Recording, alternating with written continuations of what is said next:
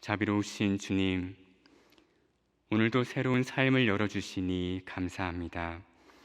내가 온 것은 양으로 생명을 얻게 하고 더 풍성히 얻게 하려는 것이라는 주님의 말씀을 기억합니다. 이 말씀대로 오늘 우리 삶을 이끄시어 한껏 풍성한 삶을 누리도록 하시옵소서. 오늘의 일용할 은혜를 구합니다.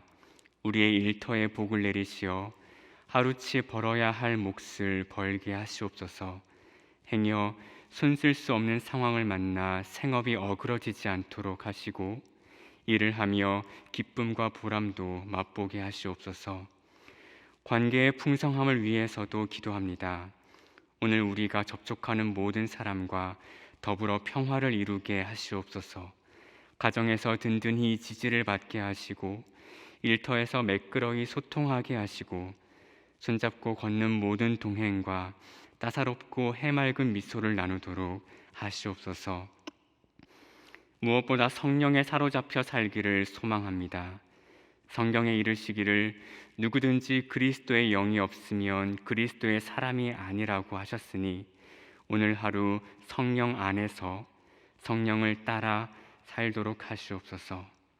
매 순간 성령께서 앞서가시는 걸음을 목도하게 하시고 나의 걸음을 재촉하여 성령님의 뒤를 잇따르게 하시옵소서.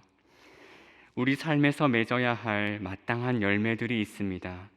사랑과 기쁨과 평화와 인내와 자비와 선행과 충성과 온유와 절제의 열매가 우리 삶에 주렁주렁 맺히기를 기도합니다. 교회 안에서만 경건의 모양새를 취하지 않게 하시고 교회 밖에서 더욱 신실한 그리스도인으로 살게 하시옵소서. 하나님, 때로는 하나님의 뜻을 사모하다 못해 하나님의 신비하고 특별한 뜻에 목맬 때가 있습니다. 특별한 환시를 보여주시고 특별한 음성을 들려주시길 바라기도 합니다. 그러나 이상과 신비에 목매기 전에 일상에 내리시는 명백한 뜻을 먼저 좇게 하시옵소서. 성경에 이르시기를 하나님의 뜻은 어려운 것도 아니고 먼 것도 아니라 하셨기 때문입니다.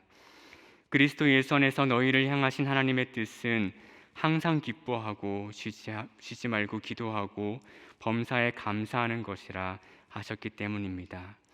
항상 쉬지 말고 범사에라고 말씀하셨으니 다시 말해 언제나 어디서나 수행해야 할 실천임을 기억합니다. 하나님께서는 저 하늘에도 계시지만 이 땅 구석구석에서도 활동하고 계심을 잊지 않겠습니다. 주님, 우리를 인도해 주십시오. 하나님, 경제를 가리키는 온갖 지표가 폭풍 위에 날뛰는 파도처럼 요동하고 있습니다.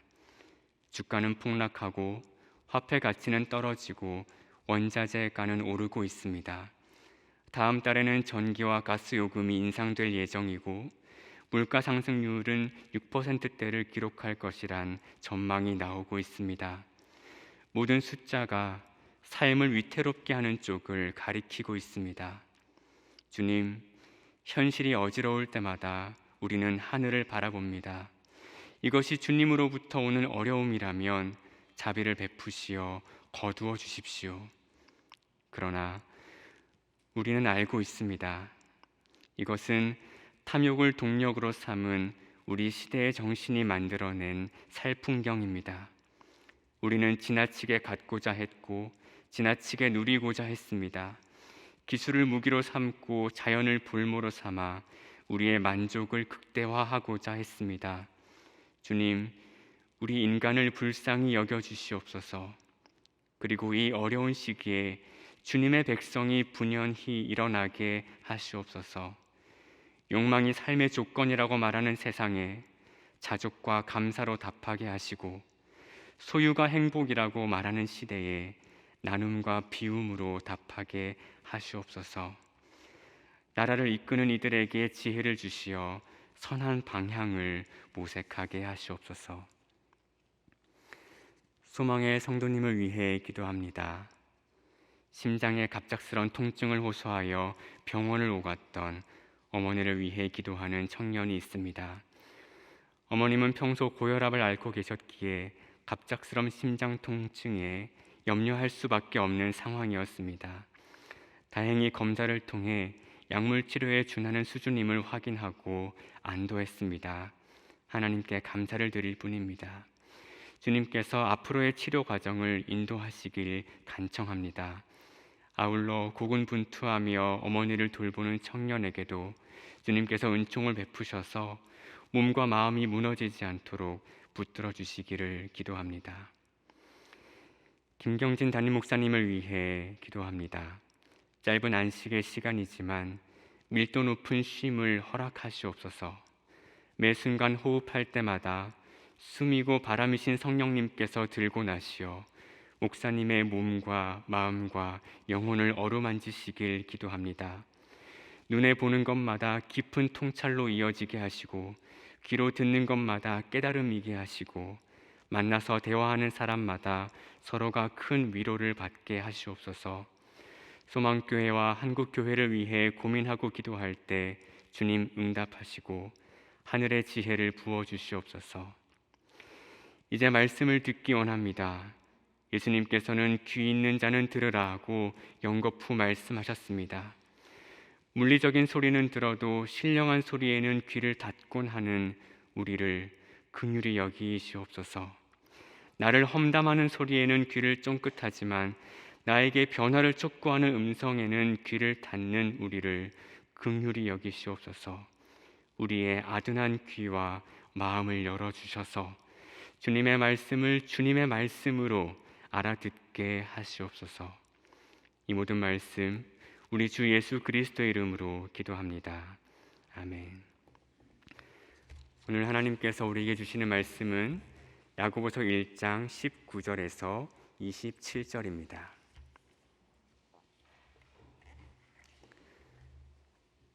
하나님의 말씀을 한 목소리로 받들어 읽겠습니다.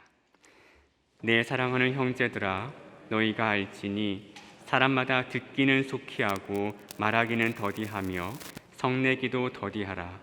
사람이 성내는 것이 하나님의 의를 이루지 못함이라. 그러므로 모든 더러운 것과 넘치는 악을 내버리고 너희 영혼을 능히 구원할 바 마음에 심어진 말씀을 온유함으로 받으라.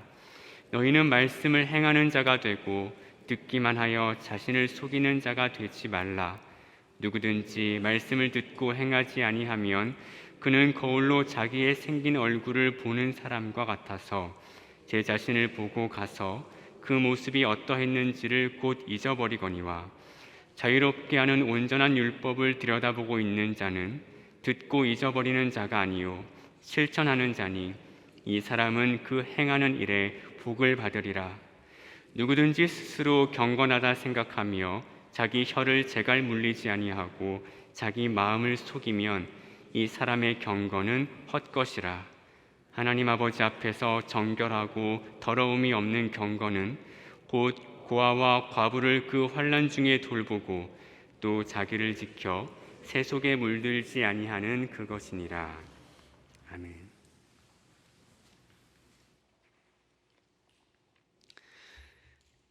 참 좋으신 우리 주님의 은총과 평화가 기도의 자리에 함께하는 모든 분과 함께 하시기를 바랍니다. 또한 각자의 처소에서 기도하는 모든 분에게도 같은 은혜를 빕니다. 우리가 야고보서를 읽어가고 있습니다. 어제 이순기 목사님께서 야고보서 1장을 신약성경 전체의 맥락에서 짚어주셨습니다.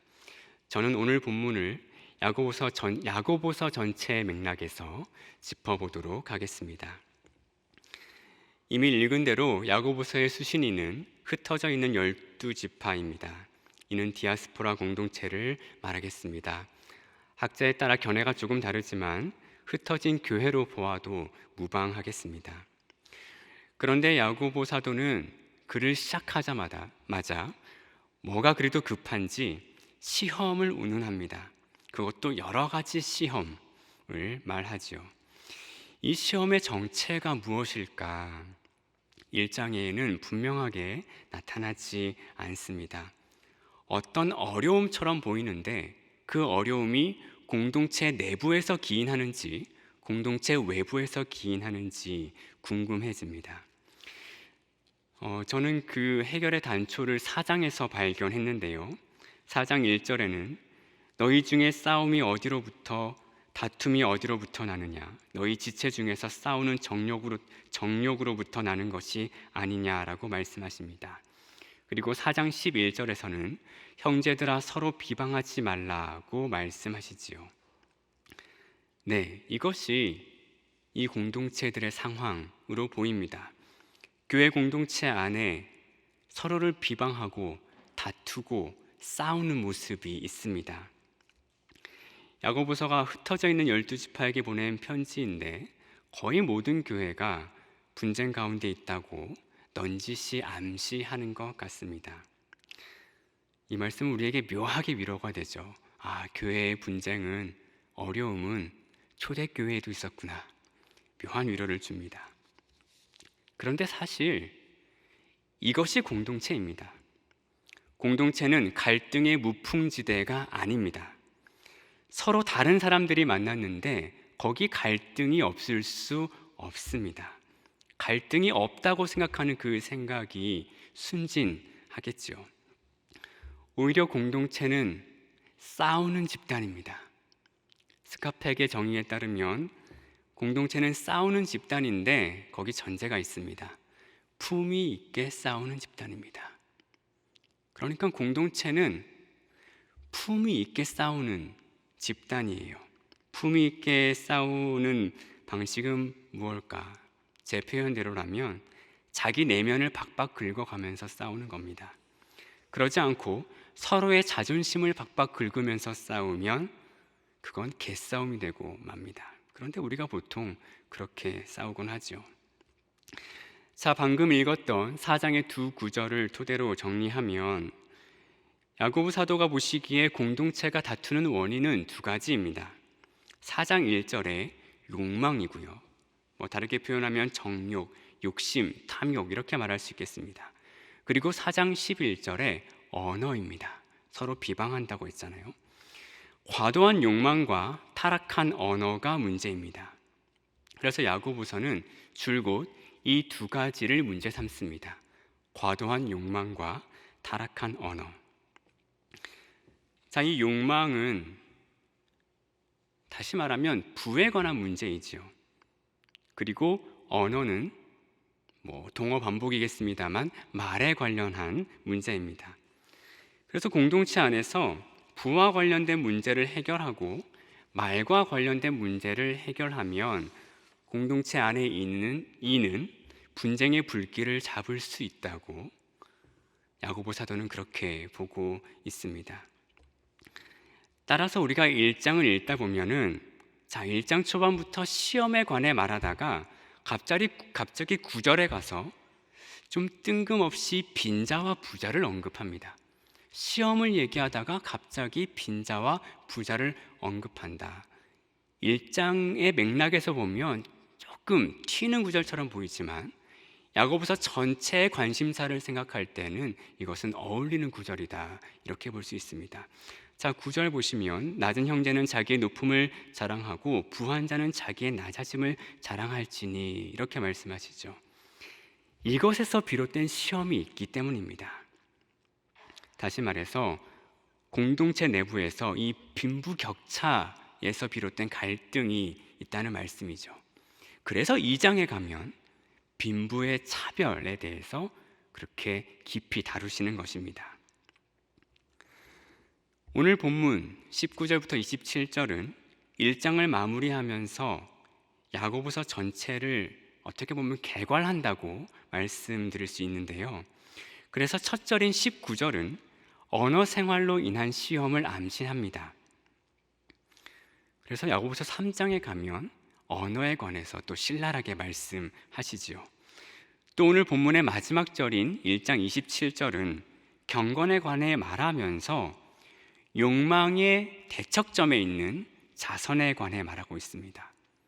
이렇게 언어 생활과 욕망 또는 자선이 야고보서의 큰 주제라고 말씀드릴 수 있겠습니다. 이제 오늘의 본문을 단락별로 살펴보고자 합니다. 먼저 19절에서 21절을 함께 봉독합니다. 내 사랑하는 형제들아 너희가 알지니 사람마다 듣기는 속히 하고 말하기는 더디하며 성내기도 더디하라. 사람이 성내는 것이 하나님의 의를 이루지 못함이라. 그러므로 모든 더러운 것과 넘치는 악을 내버리고 너희 영혼을 능히 구원할 바 마음에 심어진 말씀을 온유함으로 받으라. 언어 생활에 관해 말씀하시는데요, 특별히 듣기에 관해 말씀하고 계십니다. 들으려면 상대방에게 관심이 있어야 합니다. 관심이 있다는 것은 무엇일까요? 상대방에 대해 모른다는 태도를 견지하는 것입니다. 유진 피터슨 목사님은 무릇 목사란 대화하는 중에 항상 듣는 입장에 서 있는 사람이라고 그렇게 표현하는데요, 이 목사와 같은 영적 지도자가 갖춰야 할 두 가지 덕목 중 하나가 알지 못함입니다. 영어로 unknowing, 알지 못함입니다. 무지인데요, 저 사람에 관해 내가 아무것도 모른다는 태도를 고수하는 겁니다. 근데 이게 정말 아무것도 모르는 것은 아닙니다. 어떤 사람과 관계하다 보면 내 안에 저 사람에 대한 정보가 쌓이죠.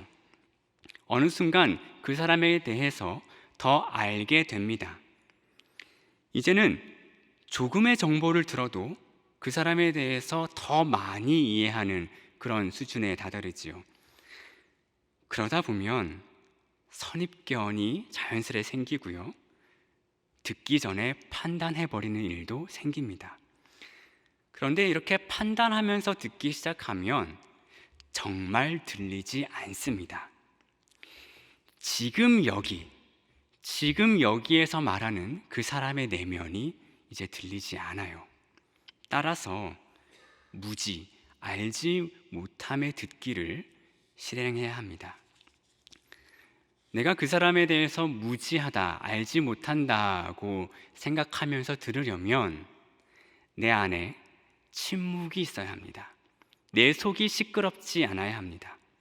내 속이 시끄러우면 다른 사람 말이 들리지 않고요, 다른 사람 말을 내 안의 주제와 결부시켜서 듣기 시작합니다. 그러면 그 사람이 하고자 하는 말을 정말 듣지 못합니다. 그러면 어떻게 하면 내면의 침묵을 창조할 수 있겠습니까? 다른 방법이 없죠. 하나님 안에서, 하나님 앞에서 깊이 머무는 수밖에 없습니다. 내 안에 고인 말들을 하나님 앞에서 먼저 퍼내는 수밖에 없습니다. 우리가 이렇게 들으면 이해하게 되죠. 그리고 이해하면 성내지 않습니다. 이처럼 구체적인 실천을 통해서 우리가 악을 버리고 주님의 말씀을 온유하게 받아들여야 하겠습니다. 22절에서 25절을 함께 읽습니다. 너희는 말씀을 행하는 자가 되고 듣기만 하여 자신을 속이는 자가 되지 말라. 누구든지 말씀을 듣고 행하지 아니하면 그는 거울로 자기의 생긴 얼굴을 보는 사람과 같아서 제 자신을 보고 가서 그 모습이 어떠했는지를 곧 잊어버리거니와 자유롭게 하는 온전한 율법을 들여다보고 있는 자는 듣고 잊어버리는 자가 아니요 실천하는 자니 이 사람은 그 행하는 일에 복을 받으리라. 우리의 언어가 참되고 올바르게 되는 그 순간은 언제일까요? 말과 행위가 일치하는 순간이겠습니다. 방금 읽은 단락에서 야고보 사도는 두 종류의 사람을 대조합니다. 거울로 자기 얼굴을 보고 마는 사람이 있습니다. 반대편에 자유롭게 하는 온전한 율법을 들여다보고 있는 사람이 있습니다. 자, 제가 방금 강조해서 말한 표현이 있죠. 보고 마는 사람과 보고 있는 사람입니다. 이 대조를 통해서 야고보 사도는 떠남과 머무름을 강조하고 있습니다. 24절에 제 자신을 보고 가서 라고 할 때 이 가서라고 번역된 헬라어 아펠레르세는 완료형입니다. 그래서 이 완료는 떠난 상태의 지속성, 이 사람이 거울을 보고 떠났다. 이 행동을 강조하기 위해서 쓰였습니다. 자, 이 사람은 거울로 자기 얼굴을 잠깐 들여다 봤어요. 그러다 보고는 거울 앞을 떠나서 이제 다른 일을 합니다. 거울로 봤던 자기 모습을 이내 잊어버리고 마는 거죠. 그러나 25절의 사람은 다릅니다. 자유롭게 하는 온전한 율법을 들여다 보고 있는 자인데, 여기 보고 있는 이 표현이 파라메이나스, 이것은 머무는 상태를 말합니다. 지속하는 상태입니다. 그래서 거울을 보고 마는 사람과 율법을 보고 있는 사람입니다. 떠난 사람과 머무는 사람, 지속하는 사람을 대비하고 있습니다. 그래서 이 비유의 관건은 떠남과 머무름입니다.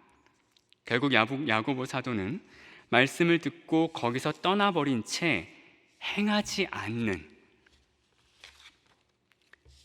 말씀을 듣고 떠나버린 채 행하지 않는 사람과 말씀을 듣고 거기 머무르면서 행하는 사람을 대조하고 있습니다. 그런 사람이 복이 있다고 말하고 있어요. 그래서 이 말씀은 산상수훈의 말미에서 예수님께서 하신 그 말씀과도 일맥상통한다고 그렇게 말씀드릴 수 있겠습니다.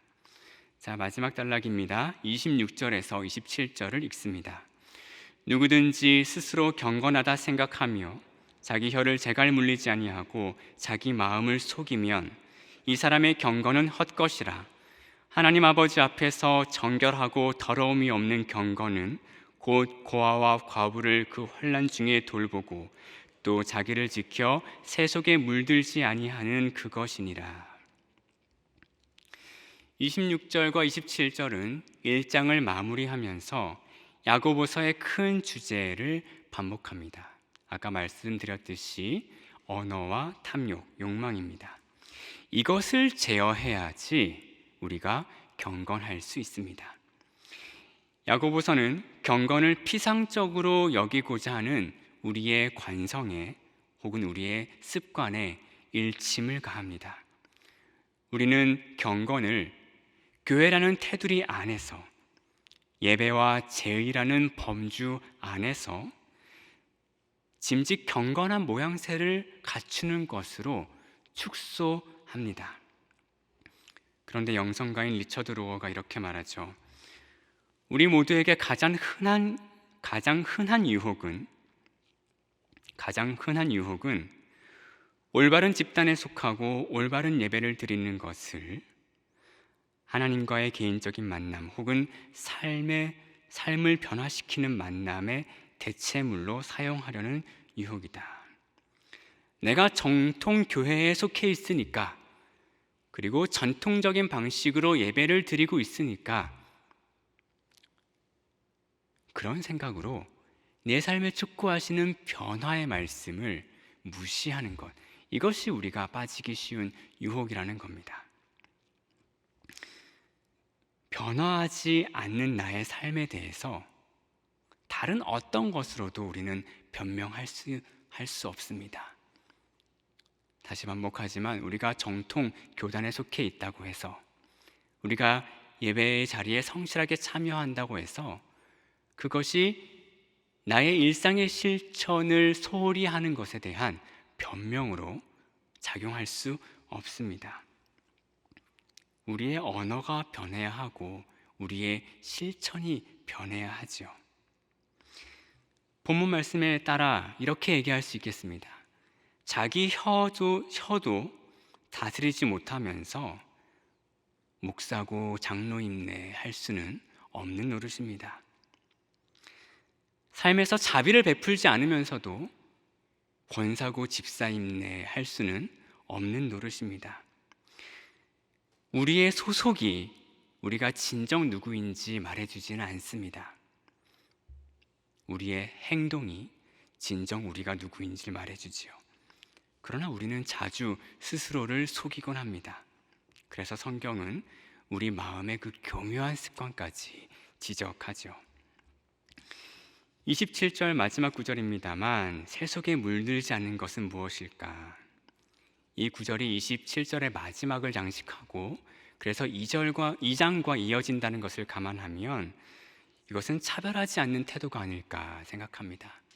세속은 사람을 어떻게라도 차별하고 구분짓고 등급을 나누어서 판단하고 대합니다.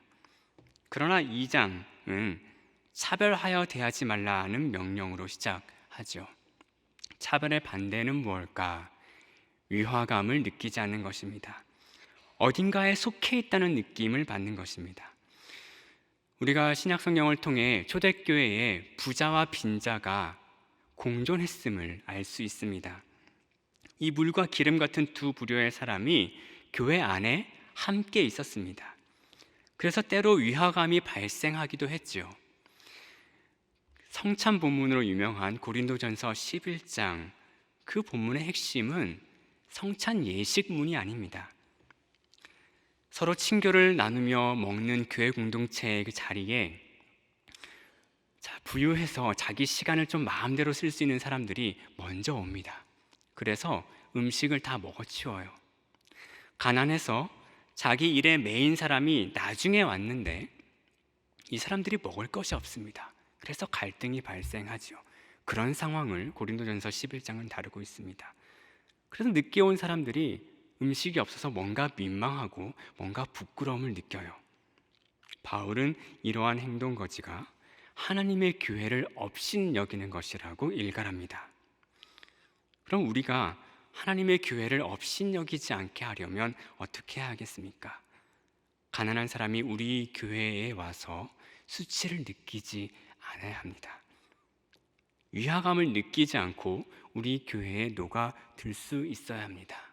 이렇게 하려면 우리가 신앙생활에서 또 교회의 생활에서 관계를 맺는 방식, 돈을 사용하는 방식 등 여러 가지 방식을 어떻게 구체적으로 고민해야 할지 우리는 생각해 볼 수 있겠습니다. 말씀을 정리합니다. 무릇 경건한 삶은 욕망과 언어를 제어하는 삶입니다. 기독교 신앙은 사변이 아니라 실천입니다.